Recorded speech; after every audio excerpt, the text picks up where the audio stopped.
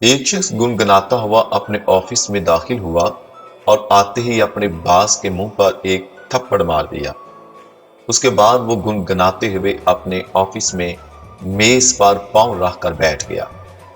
تھوڑی دیر بعد اس کے آفس کا ایک آدمی اس کے پاس آیا اور اس نے اس کے کندھے کے اوپر ہاتھ رکھ کر کہا، یار معاف کرنا، میں نے تم سے مذاق کیا تھا کہ تم نے 10 کروڑ کی لاٹری جیت لی ہے۔